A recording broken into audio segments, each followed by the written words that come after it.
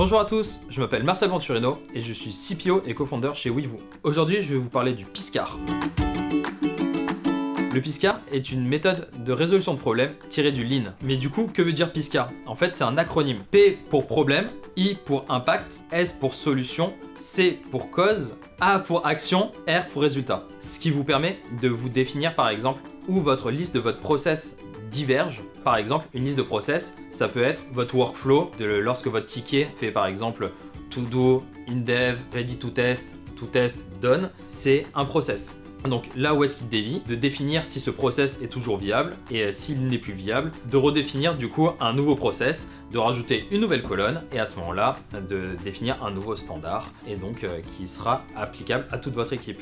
On va prendre la première lettre, donc le problème. Imaginons, je suis product manager, je prends mon ticket, je vais tester mon ticket comme d'habitude et là mon ticket, au lieu qu'il passe tous mes critères d'acceptance, il ne passe pas mes critères d'acceptance. Donc là j'ai une problématique. À ce moment-là, je peux déclencher un Piscar parce que là j'ai une problématique de qualité. Je prends mon ticket, je vais avec mon développeur et on va faire une analyse avec le Piscar. Donc ma problématique, c'est que mon ticket n'a pas passé tous mes critères d'acceptance. Mon I, mon impact. Qu'est-ce que c'est mon impact? Déjà, soit ça peut être quelque chose de chiffré. Là dans mon cas, ce n'est pas quelque chose de chiffré parce que ça va être soit du temps que moi je vais passer, que mon développeur va repasser ou que mon équipe va repasser justement à redévelopper et donc du temps perdu. Soit ça va être un impact plus grand, là on imagine un ticket mais ça peut être plusieurs tickets. Par exemple, le design ne fonctionne pas parce qu'on ne donne jamais les codes couleurs ou des choses comme ça.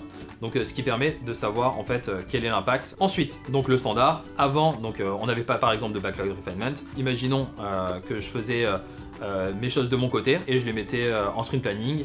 Les sprint planning étaient faits moyennement et donc on passait en sprint et directement on faisait le développement.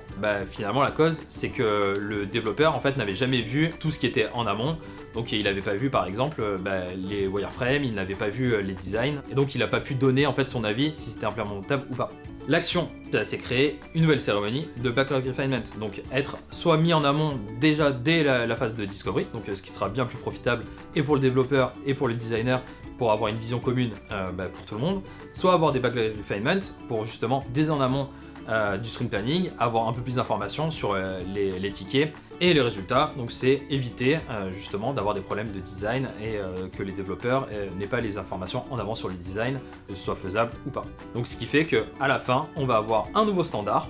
Donc là, dans ce cas-là, c'était créer soit un backlog refinement et donc avoir un nouveau standard, donc c'est intégrer cette nouvelle cérémonie, soit intégrer mes développeurs dans les phases en amont, c'est-à-dire dans la discovery, chose qui devrait être normale à la base. Et donc, c'est créer ce nouveau standard et qu'il soit réplicable et qu'il soit intégré complètement dans le cycle de vie de notre équipe. Et donc ça, là on l'a fait au niveau d'une équipe et on peut imaginer ça à un niveau organisationnel. C'est comme ça qu'on intègre le Piscar pour résoudre n'importe quel problème.